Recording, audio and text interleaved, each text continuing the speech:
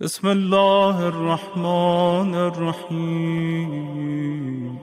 آج ایک عظیم تحفہ آپ کو دینا چاہتا ہوں۔ کبھی کبھی یہ ہوتا ہے، میرے پاس بھی لوگ آتے ہیں، مول صاحب جس کام میں ہاتھ ڈالتا ہوں بگڑ جاتا ہے، جس بزنس کو شروع کرتا ہوں دیکھا پوٹینشیلٹی ہے کہ اس مارکیٹ میں یہ دکان اچھی لگی، میں نے لگانے کے چوتھے دن بازو والے نے وہی دکان لگائی، سامنے والے نے وہی دکان لگائی، کمپٹیشن پڑ جاتا ہے۔ مولانا جہاں ہاتھ ڈالتا ہوں پریشانی ہے، کیا ہوا؟ کبھی کبھی ائمہ طاہرین فرماتے ہیں کبھی کبھی ہم سے ایسے گناہ ہو جاتے ہیں جس کی ہمیں خبر نہیں۔ مثلا آپ نے کسی سے وعدہ کیا یہ کام میں کروں گا، آپ نے وعدہ پورا نہیں کیا۔ یہ روزمرہ میں ہونے والی باتیں بتا رہا ہوں، کامن چیزیں بتا رہا ہوں۔ ہم سے ایسے گناہ ہو جاتے ہیں، ہم نے وعدہ کیا اسے پورا نہیں کیا، پورا نہ کرنے کی وجہ سے جو اسے تکلیف ہوئی ہے نا، وہ آپ کی خوشیوں کو لے ڈوبتی ہے، آپ کی برکتیں چلی جاتی ہیں۔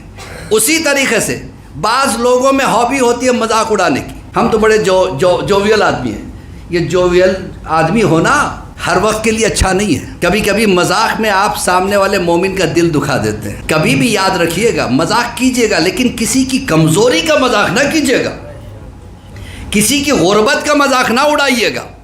مذاق اچھی بات ہے، اللہ کو بھی مذاق پسند ہے، لیکن مزاح المومنین اللہ کو پسند ہے، لیکن وہ مذاق نہیں جس سے آپ کسی کی کمیوں کی طرف مذاق اڑائے۔ کوئی چل نہیں پاتا ہے اس کی نقل کر کے مذاق اڑائے، کوئی ہکلاتا ہے اس کی نقل کر کے مذاق اڑائے۔ کبھی کبھی بچے اتنے بڑے ہو جاتے ہیں کہ ماں باپ کی مذاق اڑانے لگتے ہیں۔ ماں باپ محبت کی وجہ سے کچھ نہیں بولتے، لیکن وہ بلا بن کے نازل ہوتی ہے، ایسی بلا جس سے آپ کی عبادتیں بھی جا سکتی ہیں، جس سے آپ پریشان رہ سکتے ہیں، جس سے آپ کی برکتیں جا سکتی ہیں، جس سے آپ کا بزنس خراب ہو سکتا ہے۔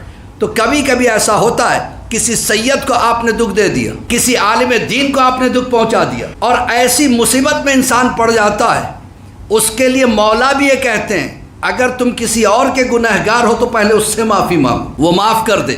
لیکن ہمیں پتہ ہی نہیں ہم نے کس کا دل دکھایا، ہم نے کس کو دھوکہ دیا، کبھی پتہ ہی نہیں رہتا ہے، بھول جاتا ہے انسان۔ قرضہ لے لیا، بھول گیا، وہ بیچارہ مروت میں مانگا ہی نہیں، ہوتا ہے نا۔ اب کیا کیا جائے؟ اب وہ آدمی بھی نہیں ہے جس کو دکھ دیا، نہیں جانتا وہ کہاں چلا گیا، اس سے معافی مانگنے کا کوئی چانس نہیں ہے۔ گھر میں بھی ہوتا ہے، بیوی بیچاری اگر تھوڑا سا نمک کم کر دے شامت آ جاتی ہے، کیا پکا کے لے آئی ہو، یہ کیا طریقہ ہے؟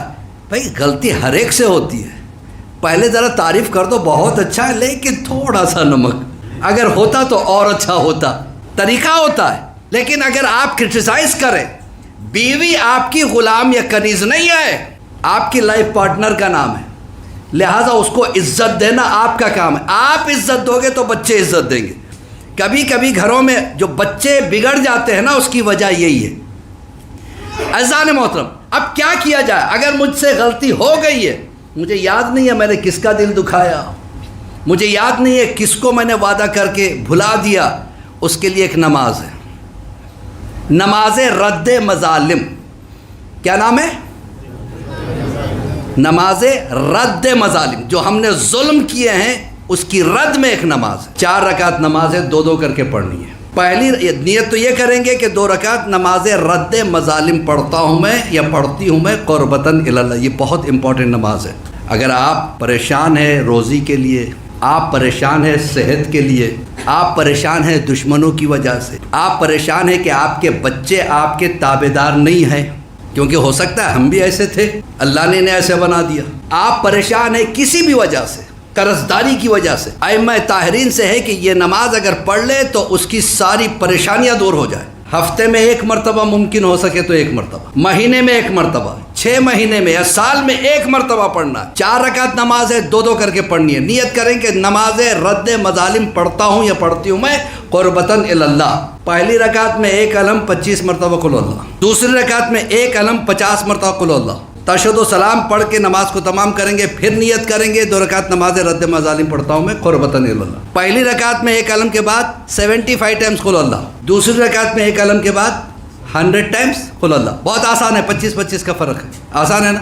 نہیں دل سے نہیں بول رہے آپ، مولانا اتنی لمبی نماز بتا رہے ہو، بھئی آپ نے بھی تو ایسا کام کیا ہے، آپ نے کیا ہی کیوں ایسا کام جس کی وجہ سے آپ پریشان ہیں؟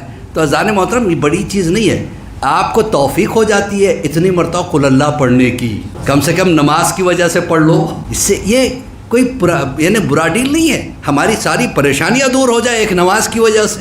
ہر ایک سے غلطی ہوتی ہے, چلتے پھرتے آپ نہیں جانتے.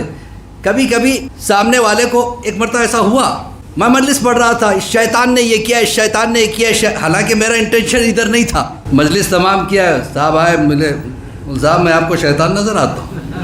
میں نے کہا بھائی یہ کیا کر رہے, کہ آپ مجھے کو دکھا رہے تھے. حالانکہ میری وجہ سے ان کا دل دکھ گیا اور مجھے پتہ بھی نہیں چلا. یہ چھوٹے چھوٹی چیزیں ہوتی ہیں, چھوٹی چھوٹی گناہ ہوتے ہیں, لیکن کبھی کبھی اس کی وجہ سے ہم پہ بلا آ جائے. میں نے فوراً ان کے ہاتھ پکڑے, میں نے کہا بھائی مجھے معاف کرنا, میرا مطلب ادھر نہیں تھا, شیطان تو ہر طرف ہوتا ہے, ادھر بھی دکھا دو.